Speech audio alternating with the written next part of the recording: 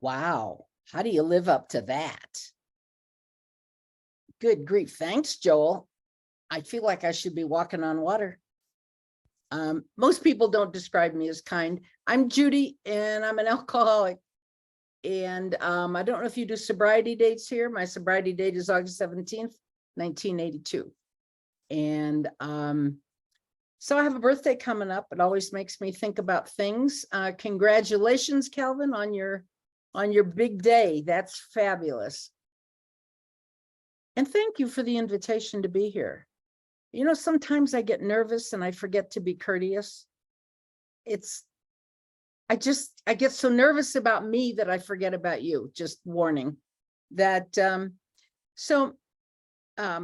I listened to a couple of things, a couple of speakers when you were doing the Toronto FOTS, and I know that there's been a lot of folks here that have really jumped on board, active in service and doing big book stuff. I'd like to give you just a little background because the 11th step suggests that we are recovered. And if anyone here is new, I think it's important to know that what I would say today is nothing that I would have said for the past 37 or 8 years.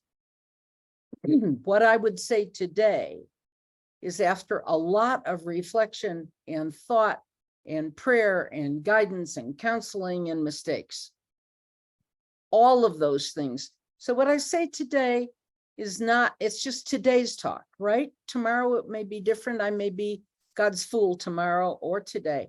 But when I got here, and I have 40 minutes as I understand it, so I have a timer set that I just turned on. And when I got here, I have to admit to you something that I need you to understand. I have been sober since that date in 1982. But if you were to ask my sanity date, I would tell you it was somewhere around 1989. Those two were not consistent. I simply didn't have a drink. And I had been coming to you for a year before, going to meetings every day and hustling the boys. It was like a bar, you know, like, woo, here we are. Look at all this. And because of that, I got here kind of backwards, not from another program, but gradually one of you who was on a mission came to where I got sober and said to this crowd, and I'm sitting in the corner thinking, this is wonderful. Not me, of course, but it's wonderful. And I was sitting in my corner, minding my own business, not trying to be anything, but drinking, you know, after the meeting and between meetings. But it had cut back on my bar time. I'm a bar drinker. I want music, men, dance. I want the whole thing. I'm a bar drinker. And when I got to you, I kind of replaced the bar with my AA club. Some of you have been in clubs like that, where the energy isn't all that different, but there's no booze. So they can be kind of similar in that kind of hustle energy. And that's where I was. I felt right at home. And you guys nurtured me and allowed me to be as nuts as I was. And I've told the story a lot. It was a little clubhouse, a little blue clubhouse with 2 bedrooms upstairs. Downstairs, there was a bathroom, 1 bathroom for the 400 people that went through there every day. And we had somebody in the bathroom cutting hair because he'd lost his license, and somebody out in the back who was fixing cars because nobody had a license and they weren't doing their cars either. And there was Mary Kay, I don't know what her name was, but you know what she did for a living, that she was over in this corner. And everybody else was kind of doing their thing. And a lot of he and sheeing, and a lot of newcomer energy and old timer energy all mixed up. It was very lively and very exciting. And I stayed that way on the fellowship. I came to you until I got sober. And when Bob came to the meeting, he said, many of you are here because you have other issues with alcoholics than Alcoholics Anonymous. This is an open meeting. We welcome you. able to be here for experience, for strength, for hope, for fun, all of those things. But what we cannot do here is we cannot make you an alcoholic. What you want to do when you're here is the thing we do, which is we stop drinking in Alcoholics Anonymous. And I would tell you that was the first time after a year of meetings that I'd actually heard anybody say that. Now, I suspect they'd said it a lot because I was going to a meeting a day and they read from the big book. It was the first time Judy heard it, which tells you a whole lot about me. Going to a meeting every day, I never heard them say what we do here is we stop drinking. And then he went on to describe that there was a program of recovery and encourage people to find a place where they could identify. And with that in mind, I went home and began to ponder and pray. Praying to a God I don't believe in, a God I didn't like, a God I was scared of, but ponder and pray because I was raised with the practice of prayer and I know how to do that, whether I like it or not. And 2 weeks later, after some experiences we don't have the time to go into, I raised my hand as a new member of Alcoholics Anonymous. And I knew that I was here. But some part of me, and when you read the part from the appendix, thank you for reading that. I've always loved that. When you read the part from the appendix that says, all you have to have here is openness, honesty, and what's the third thing? Anyway, willingness, openness, and honesty. And I thought, well, I didn't get here with any honesty. I mean, capable of it. I didn't get here with any openness. And I certainly didn't have any willingness. But of all of them, eventually willingness is the one that came into my life. And I didn't have any honesty. How could I see things? My perception was way out on the ceiling somewhere. And so I started a journey with you. And I started this journey pretty much the way I had done it before I got sober, a day at a time. In my heart of hearts, in Judy's deep closet of imagination, I told myself I'm a problem drinker, but that'll do for now. I never really, in all that time, until 7 years later, had anybody ever challenged me on a first step. And I tell you that because I think today that all of the program and all of the steps and all of the recovery is predicated upon that first step. It's on that first step. And yet, for all the loving ways people were with me, love doesn't get people sober, by the way. I'm pretty convinced of that. Ask any parent with kids. Love does not get you sober, but it's a nice thing. But people were kind to me and they were good to me. And they let me fumble around and you know, I was kind of pinball and I bounced from here to there. In here, I found him, I got married, and shortly after began to cry. And I cried through every stinking meeting I was at with him, with my beloved on my side and holding hands and crying. And finally, this guy who Joel knows, who was in our area, came up and invited me to a big book study. And now I'm 7 years sober. I'm not 7 years sane, but I'm 7 years sober. And in my heart of hearts, I believe I'm a problem drinker. And I know that I'm a problem drinker because every time I drink, I get drunk. That's a problem. And I know that every time I meant to have one drink, I got home at 2 a.m, leaving my kids all the time. That was a problem. I was a problem drinker. So that's as much as I knew. I'd never been to prison, although I'd been arrested. I'd never done a lot of things, although, and I told myself I still had a house. Well, my house was in foreclosure because I didn't work very much and couldn't pay the bills, and we were on food stamps, but that was another issue. That was a different problem. That was a political problem. Certainly not Judy's problem. So when I finally arrived here with some sense of why am I crying all the time? Something is really wrong with my life. I don't know what it is, but something is really wrong. I was invited to this big book study at 6 o'clock in the morning. It was supposed to start at 6:30, and I said, I can't make it. It's an hour away. And the gentleman that started it said, no problem. These guys love sobriety so much, we'll move it up a half an hour so that you can be there. And they started at 6 in the morning, an hour from my house. And for the next year, we all piled into cars.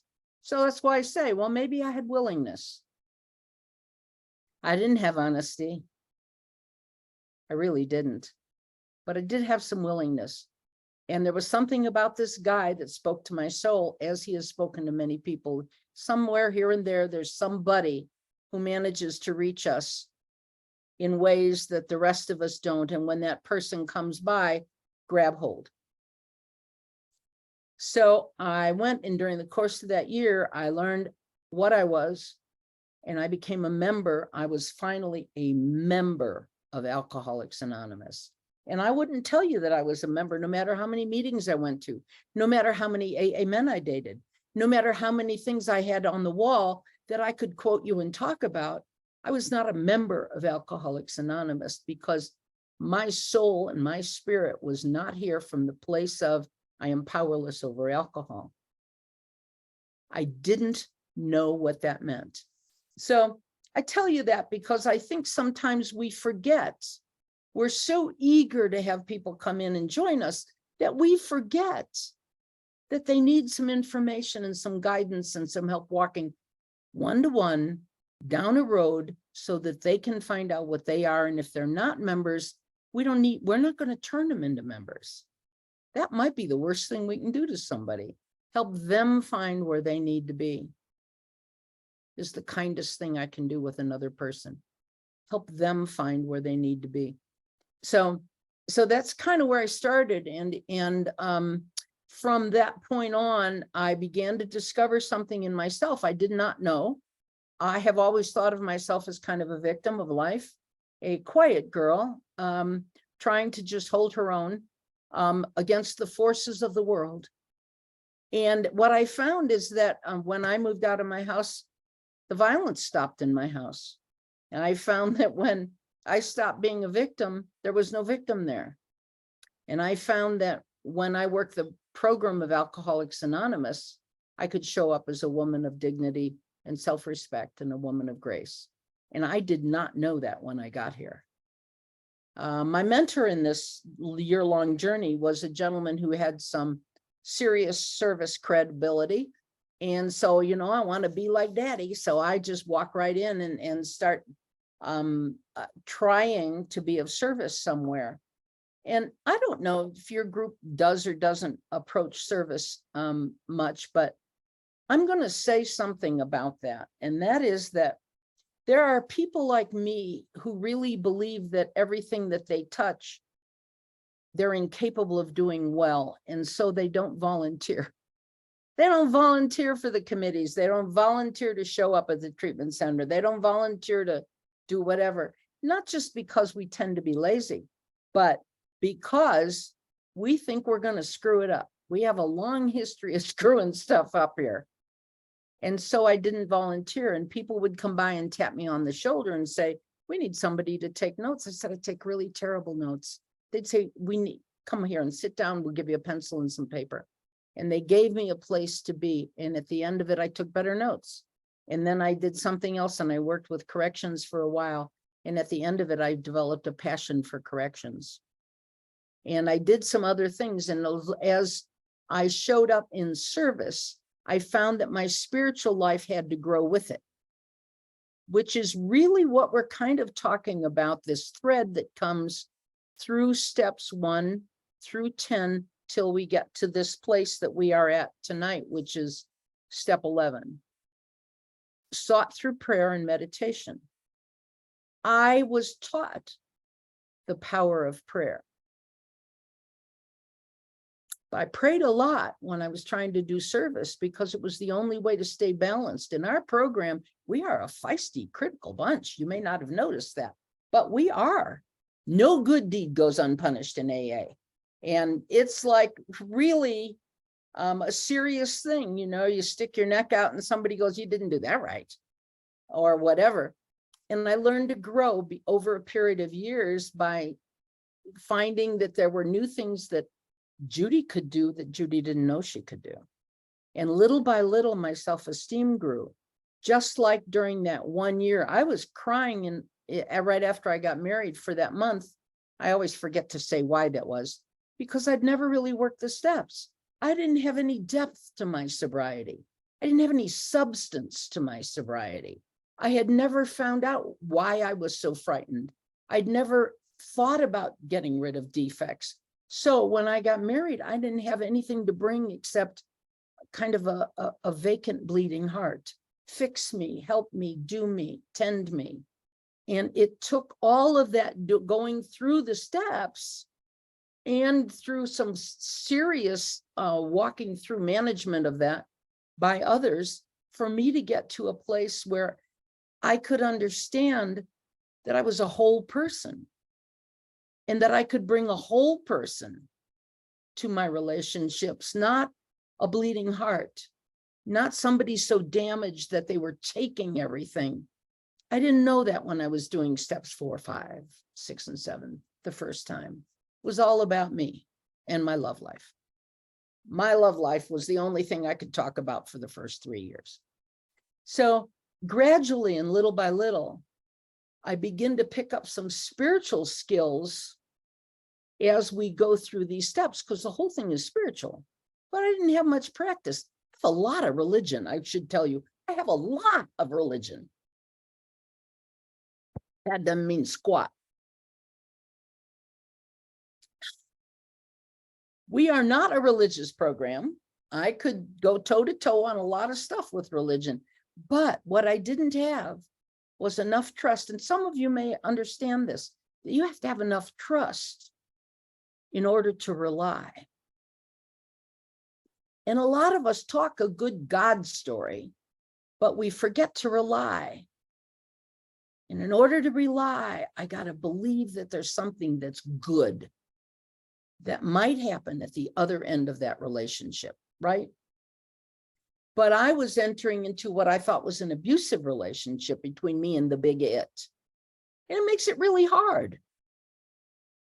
So little by little, my AA experiences began to change me. Some of us, as you read so nicely, is something that is accomplished over a period of years.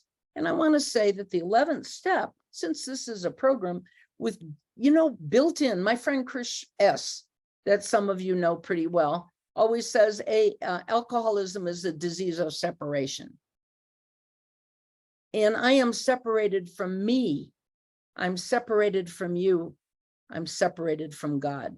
And AA begins to bind these three back together in a tapestry of many threads. And in losing my separation, losing my aloneness, I can be alone. In losing my loneliness, I can be by myself. And in losing my aloneness, I can be with a partner. But this is the degree of separation that I came in at, kind of, it's only me against the world. And it's taken a lot of time to get past and I thought I could take it on, what the heck, it's me and my defiance that got in the way. By the time I get to the 10th step, and it's very clear with directions, it says that by this time we've ceased fighting everything. Insanity will have returned. Tell me that isn't recovery. So I fought everything. I still have a tendency to have a few too many questions and to struggle with authority a little bit, maybe a lot. And I still have a tendency towards defiance. It's a tendency today. It's not driving the bus. I don't have to go out there and tackle the police system or the government or anybody else. I've ceased fighting a lot. And it's taken every day of my sobriety to get me to that place. If you are new here, do not think you got it at 3 years or 6 years, because I've had major upheavals that have required of me every single bit of spiritual growth I've had at many big milestones along the way. Just to tell you briefly, we were married, I suppose about 15 years before life didn't look so good, and we didn't look so good, and we didn't like each other. And I was finding myself, Googling how long can you hold a pillow over somebody's head in order to let them go of my beloved. And it turned out, it's too long. He'd fight back. And my sponsorship finally said, why don't you try using the program and being a wife and figuring out what that might look like. I've had a lot of great guidance over the years. So that was about 15 years. And we struggled for several years to get back on track with the help of sponsors and the help of prayer and some insane thinking on both our parts. And about 10 years ago, I lost my job that I'd had, mostly since I was sober. And I had a job that I hated. I hated my job. And I didn't love it until they let me go. Then it was the best job ever. So, I'm not claiming it all makes sense. I'm just saying that's who we're dealing with here. There are so many times when my mind says this is what we're doing, it's good, it's honorable, it's clear, God and I have got it going on, and the other half of me is wishing they had a cigarette, metaphorically. It's something else. It's like both parts of my brain aren't always on the same racetrack. They're just not. So by the time I get through a 10th step, and I think we do 10th step, right? Most of the time, every day. But it says we've ceased fighting, a struggle for me, not for others, but a struggle for me. So I lost my job and I came home and I said, who am I? I don't know who I am without this job I hated up until now. Who am I? Because in this country, at least, a lot of your identity is tied up in who you are and what you do. It's the second question we ask people at a party, right? Hi, I'm so-and-so. What do you do for a living? As though that was all of who they were. I lost my job and I thought, I don't have a who I am. What do I do without a who I am? And I walked in the door and my husband, who's a member in good standing of this program, said, well, who do you work for anyway? And it bounced me right back one more time. Oh, yeah, forgot that. Because I get so wrapped up in me. Because I want to be better than I truly am, I get wrapped up in me. We will seldom be interested in liquor. I'm seldom, I'm not, but every now and then I think, a cigarette or a little something would be nice.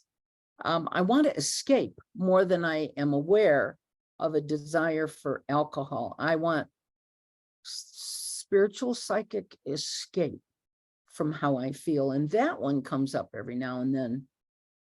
And then the last one, and these are things that happened at 30 years sober. And I'm telling you this because I think that we don't appreciate the struggles of longer sobriety as much as we might, because we think everybody who's sober a long time is totally recovered. We say that. Totally recovered does not mean I'm walking slightly above the water like I thought I would when I first got sober. I thought, oh my God, by now I'm going to just kind of glide, Well, we sold our house because neither of us were working. We needed to match our income to our expenses. And the logical thing was to sell the house. We had a great big house, 7 bedrooms. We got 6 kids between us. And we wanted a place for everybody. And we decided to downsize and move, but I still love my house. It's like when one of your kids gets a divorce. They moved, but I didn't. I still want to be there in this house I loved. And one more time, I had said for years, we were in that house 30 years. I said for years, God gave us this house. When it is time to go, God and I are okay. We are one. God and I will handle this. I'm willing to let it go, just like the job, when the moment arrives. And when I left the house, I fell apart and it took me 2 years to get better. so I understand that in my case, what I tell myself one day and what really is going on are not necessarily always in the same ballpark. I'm just saying, it's just the way it is. So how do you get around the daily challenges of living and prayer and meditation? So everybody's got a thing that works for them. I'm the world's worst meditator. I was trying to do that yesterday morning. And I was conscious of yesterday morning of sitting in a place and trying to focus. And the first thing I thought was, oh, the fan is on. The fan's going to fall off the table because it's vibrating too much. And then I thought, oh, get back to, okay, meditating.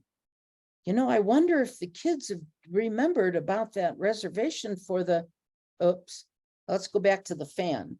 And then I worried about the fan for a little bit. And then I worried about God for a little bit. And then I worried about my lack of ability to focus for a little bit. And then I worried about failing AA for a little bit. And, you know, and each time I realized that meditation for me is difficult, but it goes hand in hand with something that's really important for me. This may not be important for you, but it is important for me. 5 or 6 years ago, I realized something. I finally realized I'm going to die someday. And, you know, it came to me like a flash. And I started realizing that one of the things that is probably most precious to me, and this is step 11 for me, even outside of the promises we'll talk about in a second. I know I've got a few more minutes. What came to me was that all I want in my annual thought and commitment to my life for the coming year, what is it that I want to do?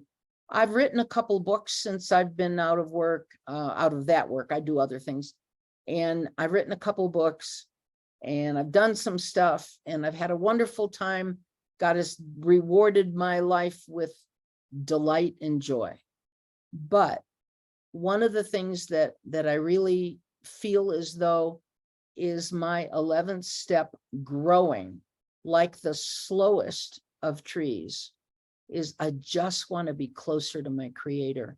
And I don't know how to do that. There's no instruction list, in case you didn't notice. There's this as instruction, but nobody says push part A into part B and you will have arrived. There's no place at which I can say, oh, God is my best friend. I can't say that. I've heard people say it, but I can't. So what I realized is with my 11th step and how it has morphed in the last several years has been that the defiance has died down. The trust has gone away. I mean, the distrust has gone away. I don't put God in the back seat of my car. I don't put God in the front seat of my car. I'd rather God was driving, but you know, he doesn't have a license. And so I worry some about the state of my spiritual being, because I've done the best I know how to do, and I don't always feel close enough to my Creator for my own satisfaction. Maybe some of you have that sometimes. Maybe all of the rest of you are way beyond me, but that's how I feel. And so how do I get there? And how do I know when I get there? So for me, it looks like in prayer and meditation, my prayers got simpler. My prayers became these two mostly. I have all the program prayers. I'm in and out of those all the time. But my personal between me and God prayer is heal me that I might help others. Because only God's other kids are the way I think I can reach God. Only through God's other kids. And it's not even all the beautiful people I see in the program. It's the unbeautiful ones. Heal me that I might help others. It's the unbeautiful ones. The ones that aren't here, the ones that need to be here, the homeless ones, the imprisoned ones. Heal me that I can find your voice and help me do what it is I need to do, that I might help others. And the second prayer that I do a lot of these days is, show me what you need me to know. Just show me. Open my heart that I can hear, because I get ideas in my head. And those ideas are so real to me that I couldn't hear God if he came with a clang of cymbals. Open my heart that I can hear. Any of you that have fairly long, anything past 5 years at least, we begin to know stuff here. We know stuff. And knowing stuff gets in the way of knowing stuff. Because as soon as I'm pretty sure that I know stuff, I've made a decision and closed my mind to the stuff I don't know. And that gets in the way to this whole process. So how do I open my mind while I still know stuff and begin to know what God would have me know? And that's been the essence of my prayer life. My meditation is like running a monkey up and down a pole. I'm in and out, and I like it. And there are people who are so much better at it than I am. But I sit, I do find a way that I can connect. But my real prayer comes from this other place of, I have an intense desire to be closer to my Creator. And then while I say that, I want you to understand that I don't even know what that means. It's a yearning for no separation that brings me to tears, because I don't even know what that means. I don't know what it looks like. The only time I felt that close to it in real life was underwater scuba diving, Dave, when I could go underwater and feel as though I was in God's backyard. And I felt like I was there. And I have felt that there, but I have felt it. It's not a feeling. God is not a feeling, I don't think. I've learned not to totally trust my feelings. They lie to me. Do yours lie to you? My feelings lie to me. But I think that the 11th step says, our problem does not exist for us, and we're not afraid. I am not afraid, but I have great respect for the power of this separation of alcoholism in my life. And my hope is that I can use my life to be a vehicle for my higher power. And I'm always sure that I know what's right for me and for you. Therefore, letting the higher powers will in is an entirely different thing. It's like, really? Really? That's what you want me to do? But if I'm to keep in fit spiritual condition, I believe I've got to keep my mind open. I was worried if I kept it open enough, my brains would fall out. But brains have not helped me at all in getting or staying sober. This is not a thinking process. It's a surrender process. So the same process of my first step has become the vehicle for my 11th step. I don't know any other way. So let's just read this a little bit, because there's problems in here. There's promises in here. It says sanity will have returned. Hey, howdy, sanity will have returned. I hope it gets here before senility. We will seldom be interested in liquor. If tempted, we recoil as though from a flame. I haven't been around alcohol much. I haven't. So our new attitude toward liquor has been given us. I like to go to Italy. I'm Italian by background, and I like to go to Italy every couple of years. And I panicked about this, but I have never really seen alcohol. And they drink all the time everywhere else, but I've never seen it. It just didn't happen. So I'm in a position of neutrality, safe and protected. When I'm with you, I know I am. God's other kids speak to me, and it heals my heart. So it is easy to let up on the spiritual program of action and rest on our laurels. We are not cured of alcoholism. So I need to say to myself, I'm not cured of alcoholism. And every now and then look at every year or so, I'll start with do I have alcoholism today? Have I got alcoholism today? Usually the answer is, oh yeah, remember what you did last time? Oh yeah, that's what it looks like. To some extent, we have become God conscious. And when then it goes into nightly reviews and forgiveness. Anybody else here is a grudge holder? Boy, oh boy, yeah. It's really hard to let that not take over your life. But we have been given principles of spiritual balance, which I think for me, after repeated attempts through the steps, so it looks like steps 1, 2, 3, 6, and 11. And I say that because my defects run deep, deep, deep. I have often tried to describe those as an archaeological dig. We get here and we're standing above the ground with a little brush. We notice there's something on the ground. We don't know what it is, but it's sticking out a little bit. And we start brushing it away kind of carefully without much enthusiasm. And then, 10 years later, we're standing in a foot deep ditch.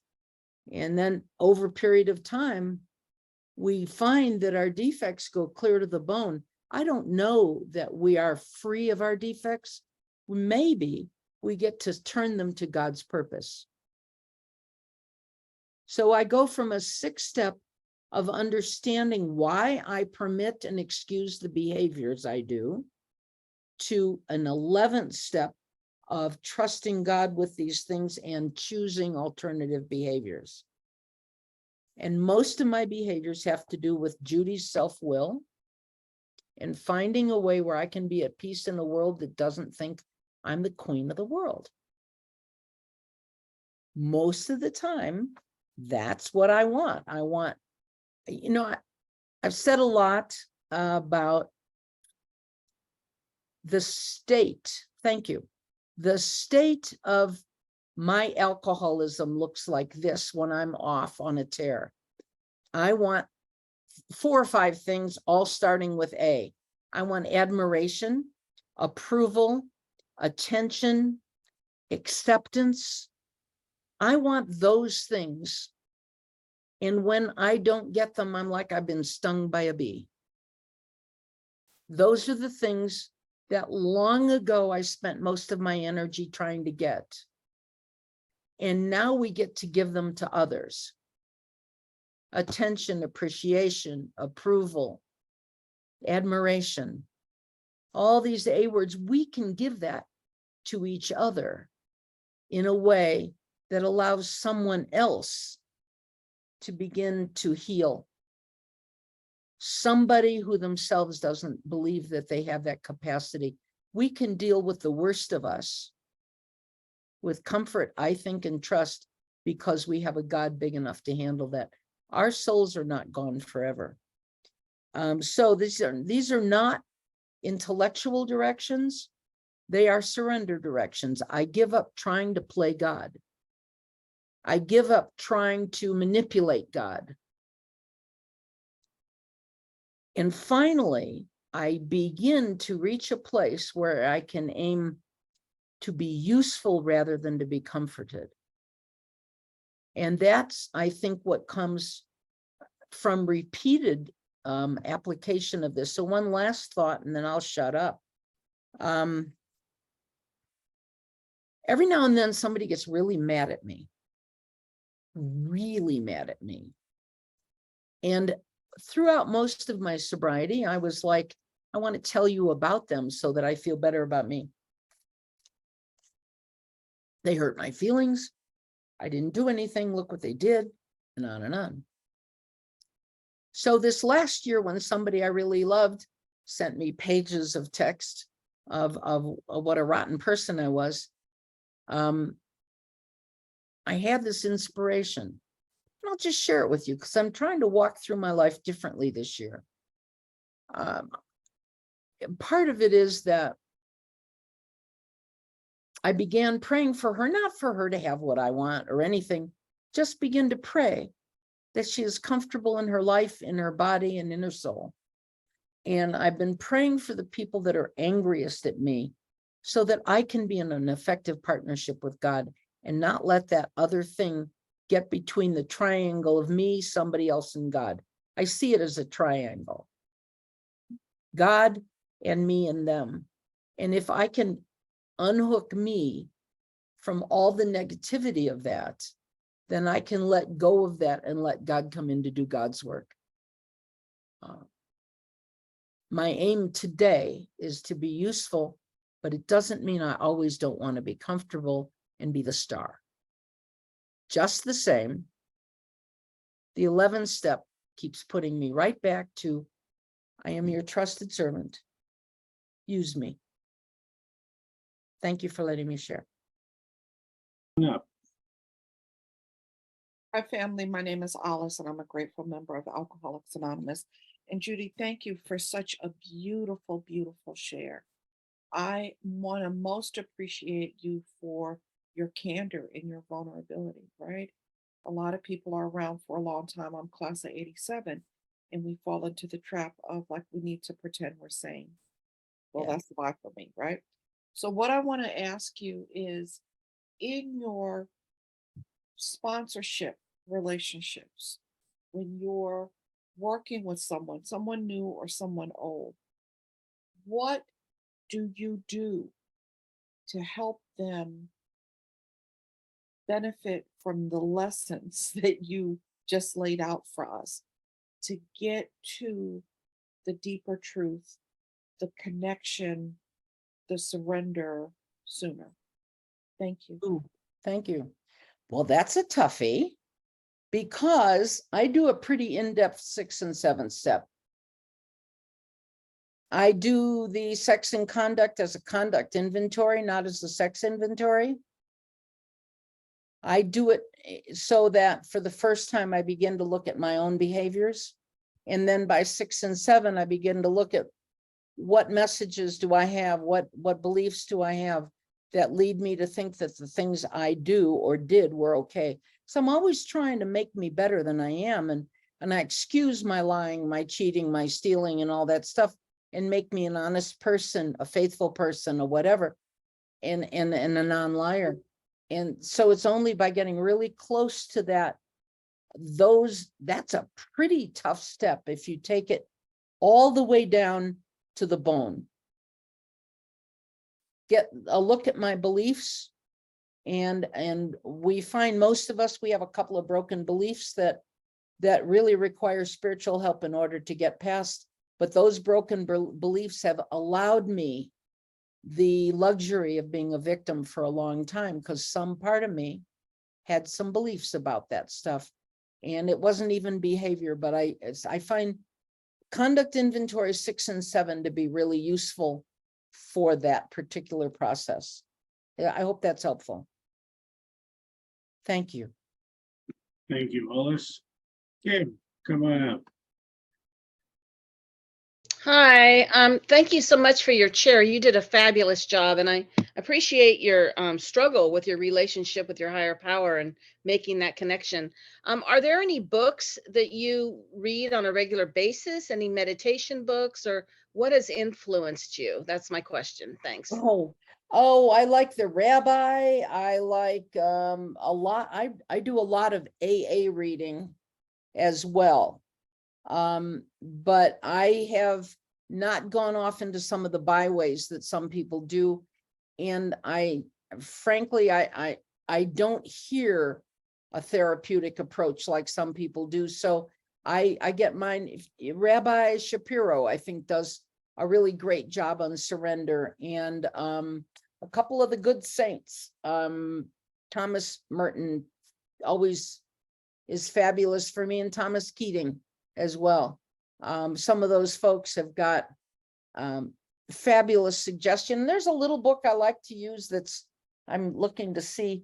It's not an AA approved book, but it helps me start my day. It's a Mark Nepo book called The Book of Awakening.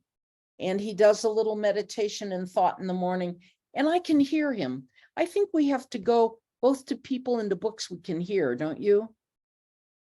Because we don't hear everybody. We have to find people we can hear that help us open our heart. Thank you, Kim. Michelle, come on up. Hi, my name is Michelle. I'm an alcoholic. Hi, Michelle. Hi, Judy. My God, you told my story. I had 10 years of that fellowship recovery, but that's the way it was back then. Nobody talked about big books. Nobody talked about steps. And I had to go seeking out, finding a place to do steps at one meeting. There was only one meeting. I got married sober in 75. It was one meeting a night at 9 o'clock at night. And, you know, the only thing I did right was stay. I was a hot mess. I was chasing people down the hall, screaming at them that they're going to get drunk, and following them in the bathroom because they had the big woman alcoholic purse. And I was totally a lunatic. And it was at my 10-year anniversary that I threw my arm up and said, look what I did. And when I did that, my heart cried. And it was like such an awakening of what the hell did I do? I showed up at meetings, and that was the extent of it. Didn't sponsor anybody because people were smart enough not to even ask me. And then I got on this this person like you just invited me to this meeting, and it was a God as I Understand the meeting. And I was at that meeting for 20 years. I ran it for he died in 92. I ran it for 20 years. And, you know, that spiritual seeking, you know, kicked in. And, you know, I was so happy to hear you, because sometimes I hear people and it's like, I'm 48 years sober, and I'm like, holy crap, like, where does this come from? You know, and some people are quickly, some people slowly. And I guess I'm, Right. I guess I'm so slow, but you know, you really validated that my journey is my journey. Now I have not a problem with prayer. I have a little bit of a problem with meditation, but I do it every day through breathing, and that's the only way I can do it. So, you know, I just, I had to come to an acceptance of who I am. Have you found that? Yep.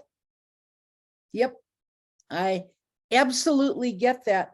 And I think just like the people that speak in different languages and have different customs, God will speak in the language and the custom that we can hear. And I've come to a kind of a broad acceptance that includes everybody in that, because, you know, like, why would God need to speak to everybody in the same voice? That's just not God. Right? Thank you for your leadership and being here before I got here. We walk on the shoulders of others. Thank you, Michelle. Calvin, come on up. Hello, everyone. My name is Calvin. I'm an alcoholic. And Hi. Judy, thank you so much. And every time that I hear you or see you, and you always leave me with something. I remember, like I said, I think when you did the workshop in Nashville at the Music City Roundup, and you did the whole weekend, you and Chris S. And you said something then, it was in 16, and you said, you know, you talked about social media, and you talked about don't put your stuff out there on social media. And that's changed my way I've seen that. Because if somebody wants help from me, right? And I didn't put my opinion this way or that way and all that stuff, then they'll say, well, I don't want his help. But if I don't have an opinion that's out there on that, then I get up. I never forgot word for word what you said, because it made so much sense. You know, in the night, you know what really touched my soul again is the idea that when I love people like you, Bob Vazance, people who got a lot of time, but talk from the center of your being. You ain't trying to cover or sugarcoat nothing. You just being who you are. And that's who I've always wanted to be, is just to be comfortable in my own damn skin. And I am. And you are too. And that's all it is. I ain't trying to be perfect. I ain't trying to shine for people. Just let me be comfortable in my own skin. I ain't trying to climb the AA corporate ladder. And I'm not doing none of that crap. I just want peace. And I think I found it, touches of it. And you talked about it tonight. Thank you. Thank you, Calvin. Thank you. Thank you. Thank you, Calvin. Bobette, come on up. Hi, thank you. I'm an alcoholic. Judy, thank you so much. I heard you speak at the Buckingham group a few times, and always a different but very pure message. And so thank you once again. I wanted to comment and also ask. I too have gone through those periods of as time goes on, my sobriety has changed. It has taken on a different look. It has taken on a deeper search. It has taken on a seeking. It is and I understand what you were saying tonight when you said that you're looking for a deeper meaning of your higher power. At least I believe you were saying that. And I too am looking for that user-friendly. I mean, I had it at times, that user-friendly higher power. And I love the fact that what you said in the beginning, that at AA for me, also getting sober in New York City, was the fellowship, not the program, the fellowship. And I had to get to the fellowship to get to the program. That's what it took. And it's took me a long time to get the program that got me to a higher power. You know, it was moment to moment, year to year, and it's been a slow process. And so, my question to you, and I love that you shared your meditation. The periods of meditation are difficult. At times, your mind is thinking about, X or Y or Z, and then other times your mind is at very much at one with your higher power. What are you doing today now in this next phase of your sobriety to seek? I mean, you sound like, well, you're a seeker, and I love that about you and when you speak. Tell me, how are you seeking to get that closeness, that user-friendly higher power, that being, that almighty being, just present in your work? And that's my question. Thank you.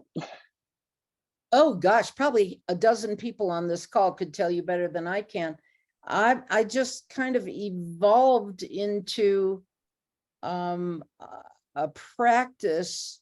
They use that word like it was a rigid rhythm. That's not my case, but an attempt to get some order to, like, before I speak, I always pray. I wake up and I pray before I get up. I have prayers, but the rest of it is this question inside of, how do I open my heart?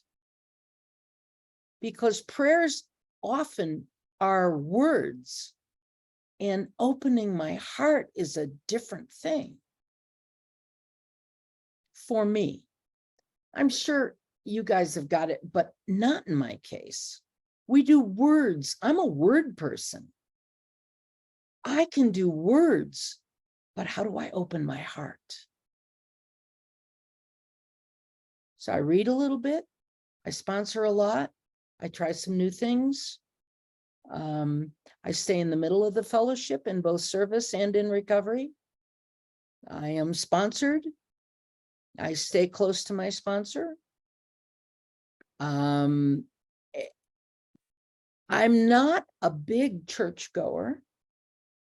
But I thought it was really amazing to me that after years of good religious background, when I went to Italy, I began to make peace with the passion that people have for church. And it was like a new thing. I'm trying to find the spiritual in the essence of other things. I guess I hadn't articulated that before ever. So I think it's true. Thank you. Thank you, Babette. Howard Bay, come on up. Hi, everyone. My name's Howard. I'm a grateful recovering alcoholic. Hi. Hi, Judy. Wow, that was an awesome message. I got so much out of that. I've like a half a page of notes right here. Real quickly, you spoke on 2 points. One being trust enough to rely. And if you could speak to that and kind of tie that into the levels of separation by alcohol. Particularly how it leads us into isolation, depression, and how we combat that. Well, that's a big thing. I don't know that I can answer all of that, but let me just suggest that my lack of trust was pretty strong. And it's of people, governments, laws, men, women, you name it. I can pretty much develop a lack of trust. That's where I came in. And it has to do with me being a victim and blaming everything else, like both sides of that. I was at a meeting and someone said, everything in my life today is my responsibility. And it woke something in me. And what it woke was the fact that as long as I'm blaming something else, I can't repair anything within myself. So there's no need or use for the blame that I want to assign that lets me off the hook. So how does that work with a higher power? Well, it's because I don't have the power to be as good as Judy would like to think she is. I'm curt, I'm brusque, I'm direct, I offend people. I don't meditate well, I'm a monkey, that kind of stuff. I still think I should steal things. All of that stuff is in there. And all of that would be in there. So what do I do with that? And some of that is, why is it that actually when I ask for help, I seem to get it? I have to fight against it. There's something good that happens here. So if I start looking, it's like, I love to garden. But when I leave all those plants out there to fend for themselves, they all die. So I have to go out there and water them. So I feel like I'm watering the garden of my spiritual life when I pay attention to it. So I say thank you a lot. It's my water of the day. Say thank you. When I treat people like they matter, like they are as good as me in terms of needing care, or, because I'm brusque, I breeze past. Oh, wait, pay attention. Then I'm tending my brothers and sisters. And it reminds me to be grateful. How do I rely on the higher powers? I just keep asking for help. Because, man, I don't want to get up here and be an idiot. For example, I'm supposed to go off and do a workshop in Australia.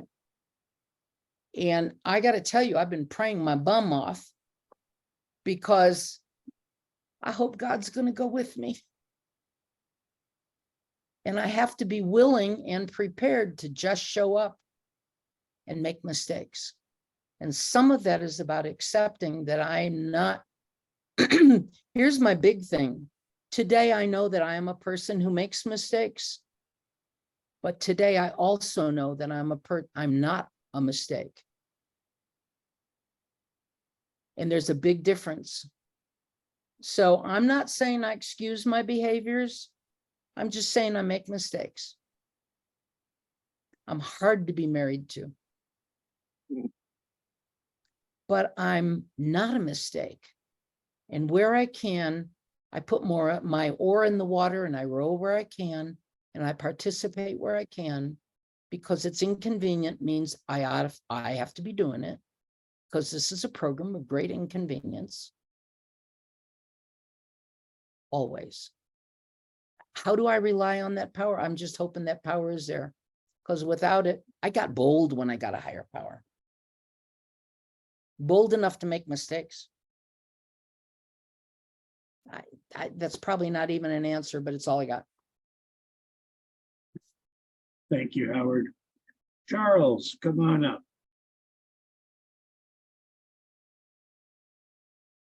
Good evening, everybody. My name is Charles. I'm definitely an alcoholic. Hi, Charles. I just wanted to come in and say thank you so much, Judy, for sharing. I got a lot out of it. And I want to thank Calvin for inviting me tonight, because he kept telling us, man, you got to come in and have this great speak coming in tonight. So thank you very much, Calvin. And thank you, I mean, and congratulations also, Calvin, on your anniversary, you know, and that's all I had to share. But thank you again, Judy. Appreciate it. Thank you. Thanks for being here, Charles. You're welcome. Cheers. Thank Thank you, you. Charles. Dave H. from Rome, New York. Come on up and share and ask a question, please. Good to see you. I'm good to see you, Joel. Dave, alcoholic. Hi, Dave. Hi, Judy. Geez, long time no see. I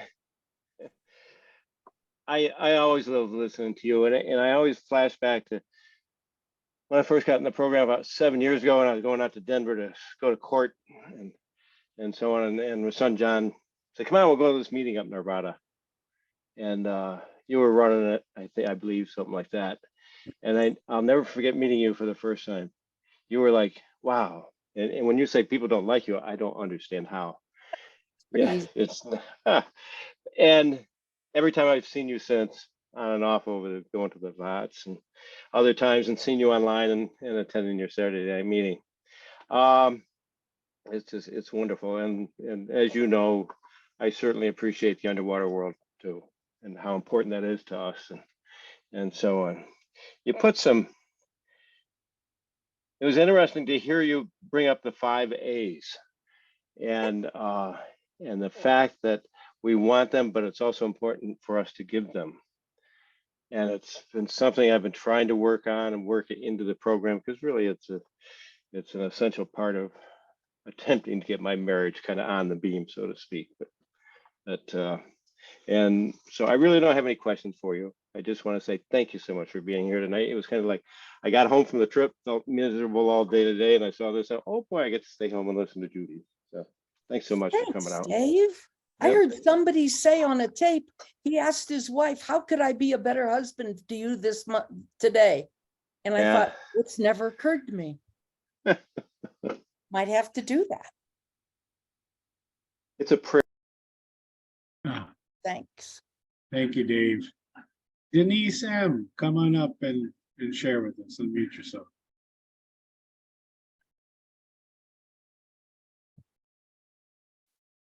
Do you get the prompt? Oh, I think we lost her. Okay, so Joel T. from St. Thomas, come on up. All right. Yeah, voluntold. Right on. Yeah, no, I just wanted to first of all to thank you for that beautiful share. I think you really spoke so well to how the return to sanity is directly proportionate to the to the working of the 12 steps and to getting into service. And that's really been true for me too, as a alcoholic with multiple diagnoses and multiple issues. Making a commitment to complete sobriety, I've found miraculous things happen in AA, and I'm 18 months sober today from all mind altering chemicals. And, you know, I'm happy to be a productive member of Alcoholics Anonymous. And yeah, I sort of put a comment out on the chat that you were answering. You definitely answered my question, because I find that I'm at this point in my sobriety, I'm actually coming to realize and struggling with that that I have a lot of perfectionism, and that a lot of my inventory can become self-defeating. And I'm just wondering if maybe you could speak maybe a little bit more to that, perhaps.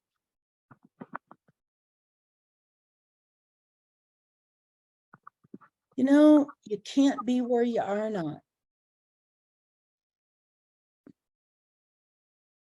Work the program to the best of your ability.